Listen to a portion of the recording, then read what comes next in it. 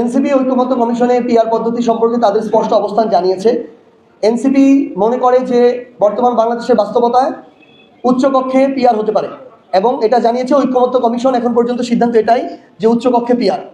আমরা মনে করি এই উচ্চকক্ষে যদি পিআর বাস্তবায়নযোগ্য হয়, সফলতার মুখ দেখে এবং কার্যকর হয়, আগামীতে এটা বাংলাদেশের মানুষই সিদ্ধান্ত নেবে যে নিম্নকক্ষে পিআর হবে কিনা। কিন্তু এই মুহূর্তে আগামী নির্বাচনের বাস্তবতায় এনসিপির স্পষ্ট অবস্থান, আমরা উচ্চকক্ষে পিআরের পক্ষে, এই মুহূর্তে নিম্নকক্ষে পিআরের পক্ষে নই।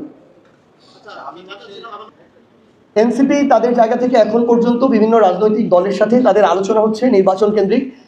এনসিপি এখন পর্যন্ত এরকম কোনো সিদ্ধান্ত গ্রহণ করেনি। আমরা মনে করি যে এনসিপি এবং বাংলাদেশের স্বার্থে আমাদের এনসিপি এককভাবেও আগামী নির্বাচনে যেতে পারে, কোনো অ্যালায়েন্সের মধ্য দিয়ে নির্বাচনে যেতে পারে। তবে যদি সেটা অ্যালায়েন্স হয় তাহলে সেটা হবে একটা ইলেকট্রাল আন্ডারস্ট্যান্ডিং। এনসিপি, জাতীয় নাগরিক পার্টি এনসিপির নামেই নির্বাচন করবে। এনসিপি তাদের, আমরা যেটা প্রত্যাশা করছি যে আমাদের প্রতীক শাপলা দিয়ে আগামী নির্বাচন করবে।